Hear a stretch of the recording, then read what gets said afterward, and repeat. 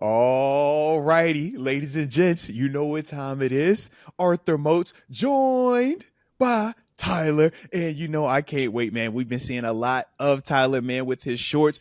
Obviously, he's doing his thing on the Instagram channel as well at the Arthur Moats Experience. Make sure y'all tapping into that. And here we are once again on good old Riverside face to face. Get a chance to talk about some of these exciting moves that have been happening. So y'all already know the drill. Hit the like button one time for the culture and subscribe if you are new to the channel. We got us a receiver, Tyler. We got us a receiver. Talk to me, baby. How we feeling? How we feeling? That was the best literal. I was so happy that night. I couldn't even sleep. I was so happy. Couldn't sleep. We've been waiting on this for, last year, around this time last year, I was like, oh my God, is Brandon Ayuk traded to us? Looking at my phone all the time, like couldn't even focus. We get this trade out of, I know it was somewhat talked, but out of nowhere, I really felt like it just happened. And I know that we chatted about it, but wow, this is huge. I am so excited about DK. And to be honest, we'll talk about this now too. I really hope it doesn't lead us to trading George though. Like I need to see it for at least a year. Like I gotta see it. The Twin Towers. Can we get our big man out there, wide receiver, just bully ball for a little bit, at least 1 year? Yeah.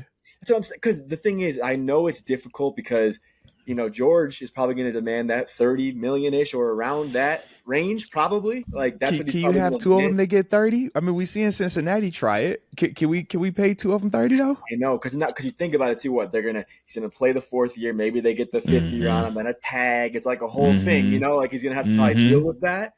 But it's like I need to see, and I know people are saying they have a similar style game, so like they're gonna have two big body guys going down the field. Although I think DK can run better routes than George at this moment in his career, I would say. But like these aren't. We've been waiting for the second wide receiver just to trade it. Long time, right? Getting Igbuka, like he'd be great, but again, we got two proven guys, and I know how both guys can get. They both want the ball. They both can get feisty, but at the same time, it's like these are two 1A receivers. Like I want to see it for a year and figure it out after that. Like that's I got to see it. I don't want to see the trade happen. No, I like your approach right there. And honestly, for me, man, I think of what we saw in Philadelphia just last year. A.J. Brown, Devonta Smith, man, and how that ultimately opened up that running game a lot more. Because it got to the point where if you don't play too high, it looks like how it did versus us, where A.J. Brown and Devonta Smith are cooking us in these one-on-one slants and just, win now type of routes. But then you see the flip side where, teams like the Commanders or teams like the Giants, when they're playing against them, they stay too high shell, and ultimately Saquon runs for 1,000 yards in the game on them. That's the type of situation we're going to be able to put teams, the type of bond we're going to be able to put teams in if we do keep both DK and GP. But are you worried though? Because they both have very, very, very, very strong personalities, temperaments. We know their on-field antics. They whoop butt. You feel me? They not just, oh, he's fighting. No, they will actually like brawl. Like, that's what they on that. Yeah. Every time there's a 15 to 20 yard play, we're gonna have to check if there's some yellow on the field. Every time, every big play, who got choked up? Did he throw the corner? Did he choke the corner out? Like, what happened? Yeah, but I'm super fired up about it. George, who's gonna cover George? Because we know DK is gonna take the first. He's got to get the double team or the cornerback one, right? Yeah. George is gonna. George. No disrespect to the receivers that we've had. Come on, man. But they don't have to focus. Like no DBs had to focus on anybody but George, and he's still putting up basically 1,000-yard seasons, almost every year. So, like you said, you're gonna have GP versus a number 2 cornerback. Good luck. But that's the part. If you GP, I think it's more intriguing to fall in line to say, all right, this gives me a great opportunity for this season to ultimately increase my value. And now I got the option of either re-signing here in a year or really going out there and breaking the bank on the open market. GP is like the earlier version of a DK Metcalf before it fully develops. And that's the intriguing part about GP. But that's also why when you bring in DK, I can see where people look and say, all right, what's that sending to GP? Is he about to be up out of here? I know some people still want that second round draft pick back. That's the one thing. That's the one thing that worried me was when the trade happened. I'm like, GP can take this two ways. He's gonna get fed too because he's gonna be able to eat on whoever's on him, or he's gonna be like, really, like they wanted somebody else and paid him the money. Like that's for 150 because they said that at least at the combine, that's when Omar Khan said that the Steelers and GP were in contract negotiations. I don't think GP would have turned down 5 for 150. No, I think that would have been signed. Yeah. And I get a little worried about that because what was it just last year that at the combine he said Pickett they were in talks too to come back as well. So I mean it's hard to. They were. Kenny just got upset, but they were. That's true. They were. That was before Russ. You know what I mean? It was like that happened. Then Russ comes in, and then Kenny was like, "I'm out." Yeah, they weren't planning on getting rid of him. I guess you're right. They weren't planning on getting rid of him. So, yeah, I think a big part of it too now is obviously the quarterback situation, which we still have no idea what it's going to be. Which is crazy. As we recording this right now, we both been checking the phone, got the TVs ordered. We're like, yeah, bro, you see anything? Nothing. I ain't got nothing either, man. I don't see nothing right now. It's crazy. I mean, I thought it was going to get the signing done last night. At one point, it was about midnight. They're like, yeah, it's looking like you could wake up to Rodgers being the quarterback with the Steelers. I woke up extra early.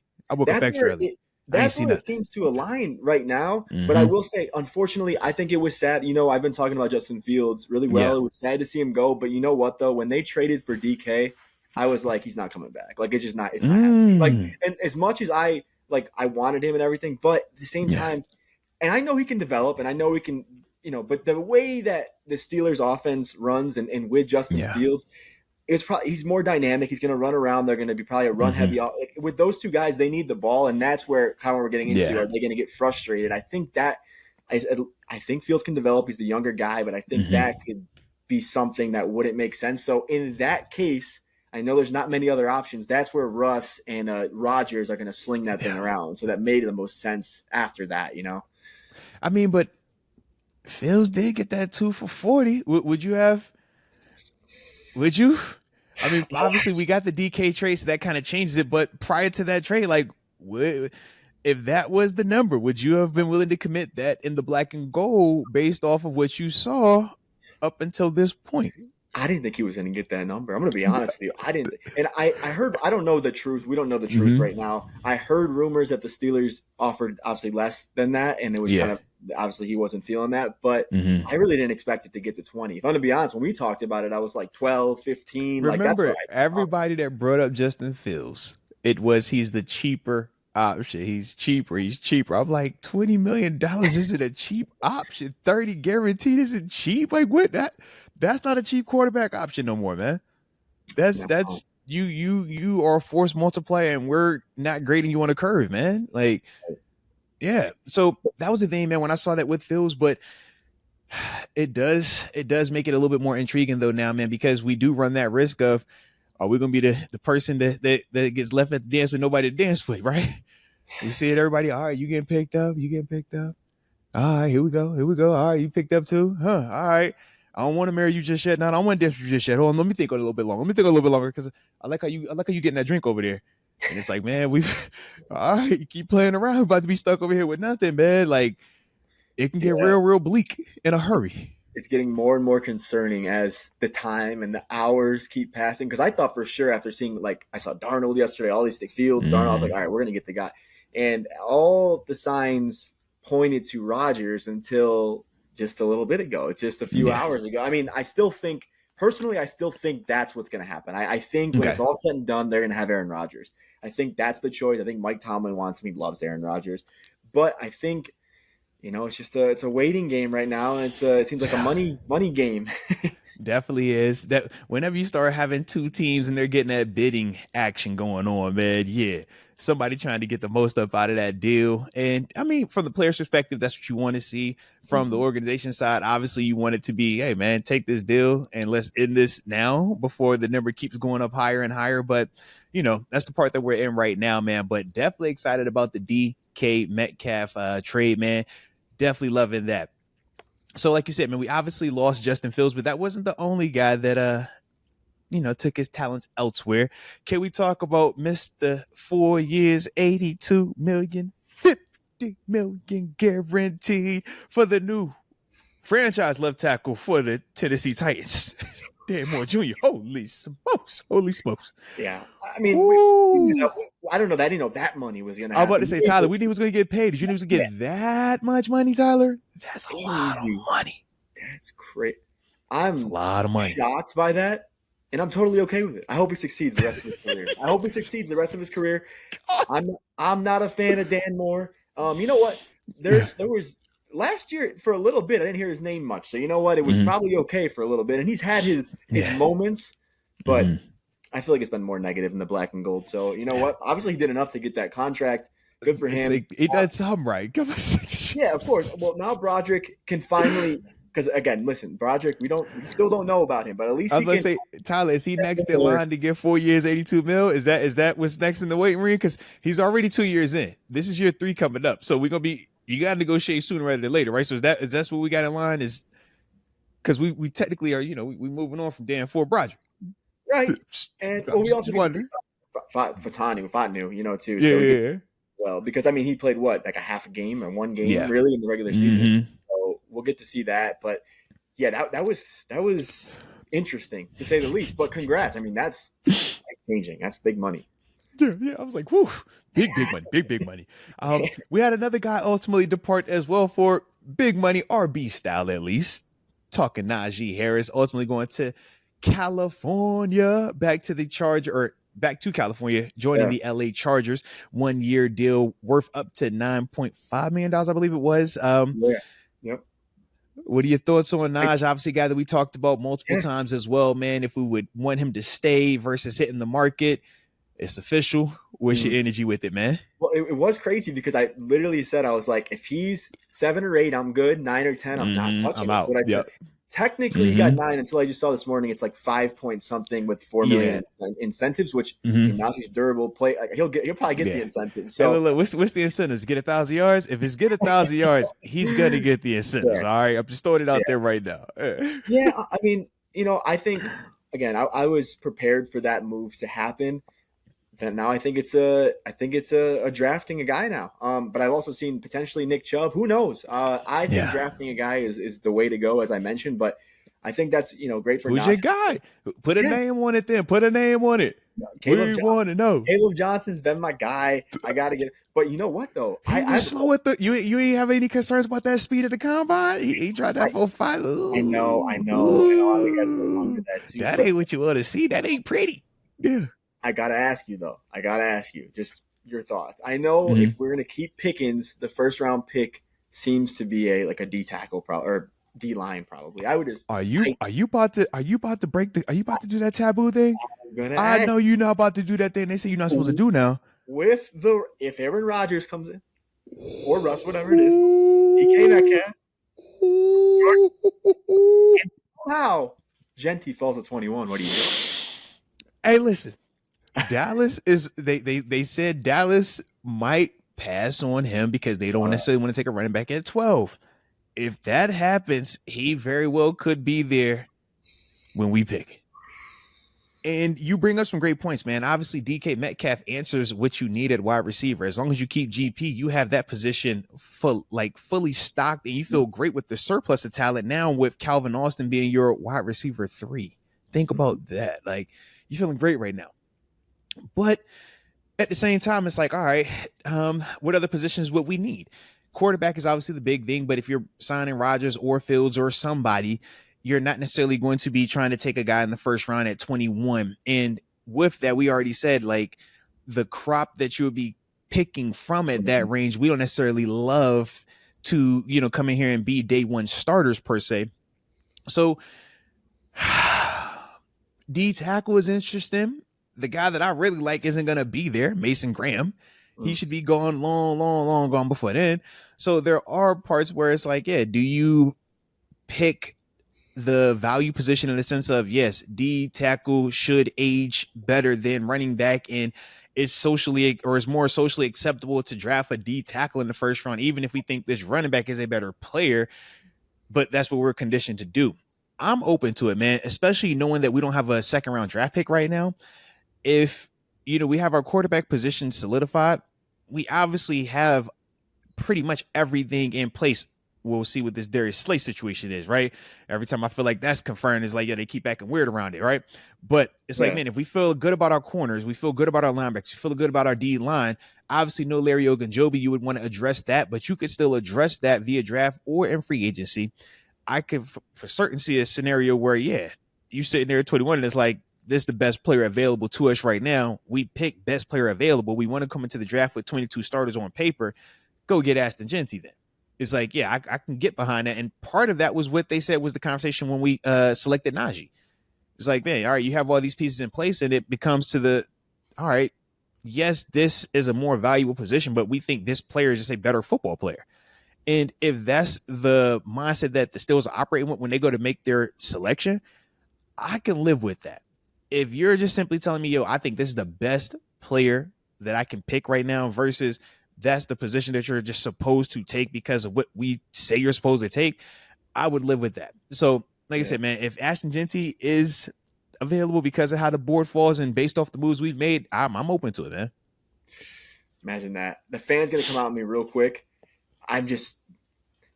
Give me Rodgers, one last ride. Give me a Brady or Manning, one last ride. You know what? Get all the weapons. Genty. One last ride. I know he couldn't do it with the Jets, but the Jets are going to jet, and they're going to keep jetting. This is real. I feel bad for Justin Fields, but you know what? We're going to have one last ride, and we're going to bring that Lombardi with Aaron Rodgers, and it's going to be crazy. No one's going to expect it. Let's go. All right. Well, if it is Rodgers, right, that's cool. I'm digging it. I'm open to it. But I do also know that we have a potential obstacle that's going to have some bad blood specifically towards us that we might have to see twice this year in the division. Super Bowl champion quarterback, former first-round draft pick of Pitt. Talking about Kenny Pickett, man. Back in the division, back in the AFC North with the Browns.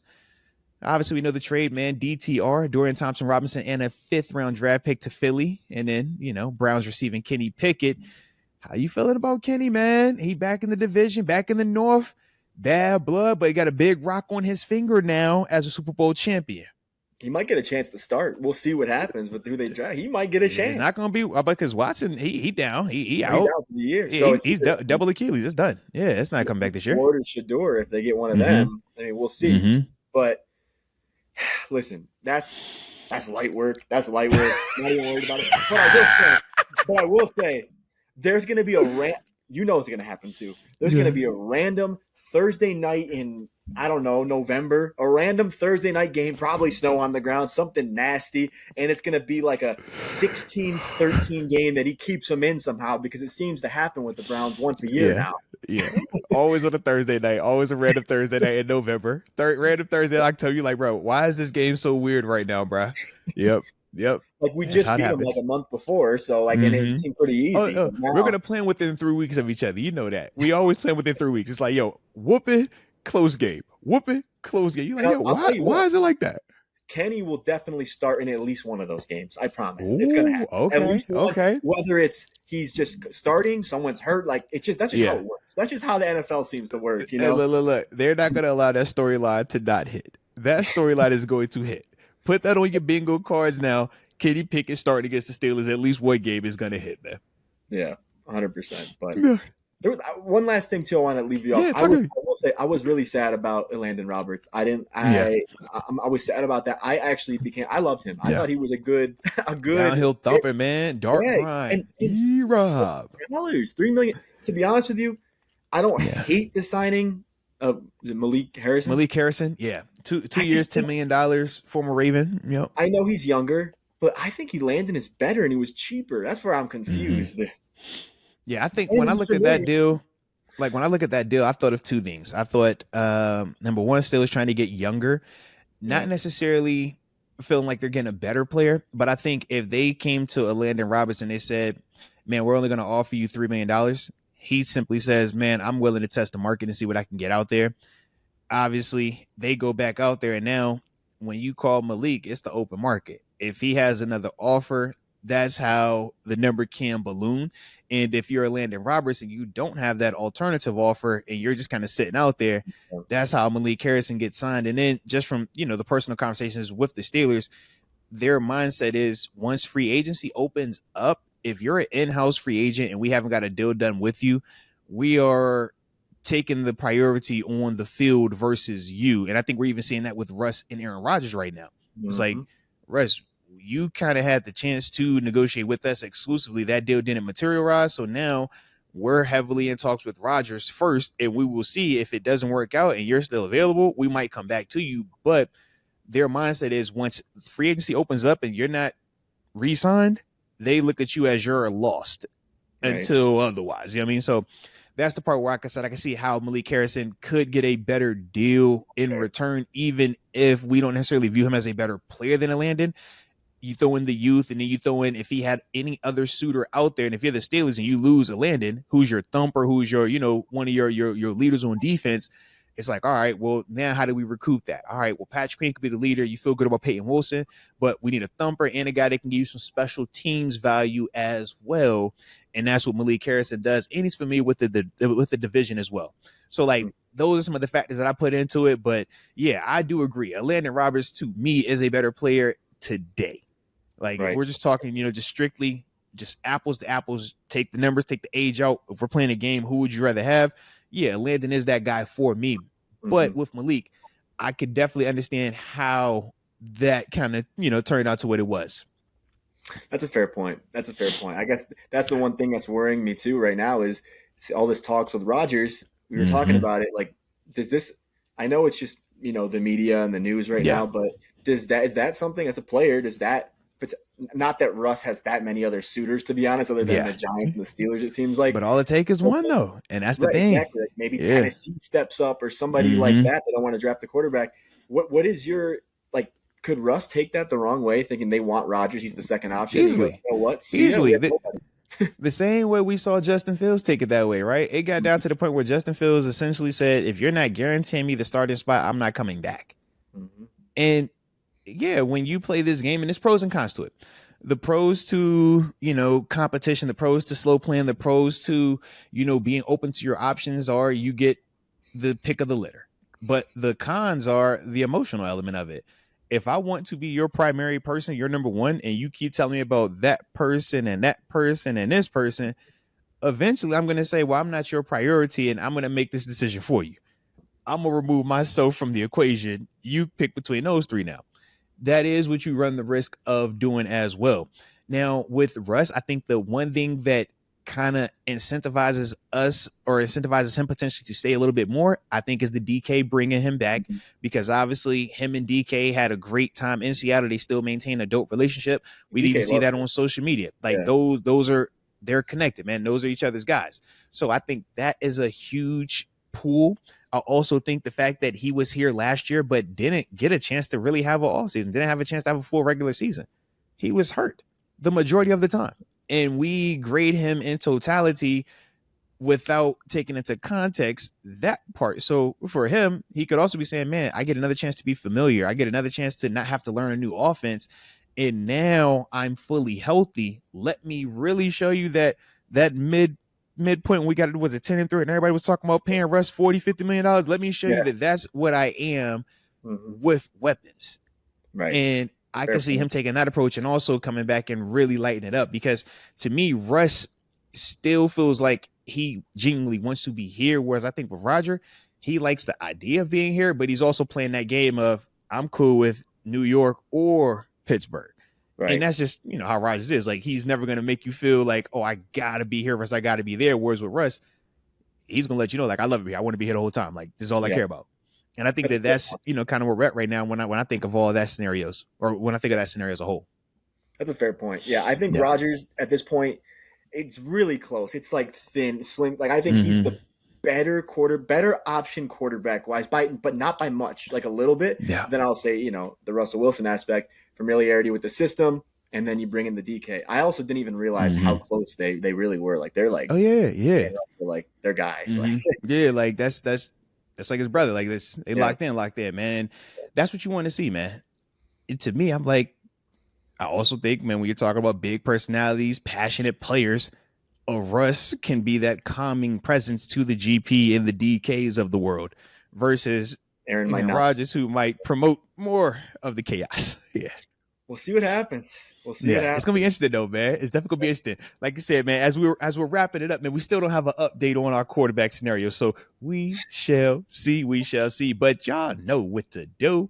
Hit the like button and subscribe. And of course, you better drop it in the comment section. How you feeling about the convo, man? Some of the things that we're talking about, and how y'all liking Tyler? Make sure y'all continue to drop that in the comment section as well. But we appreciate the heck out of all y'all for tapping in with us.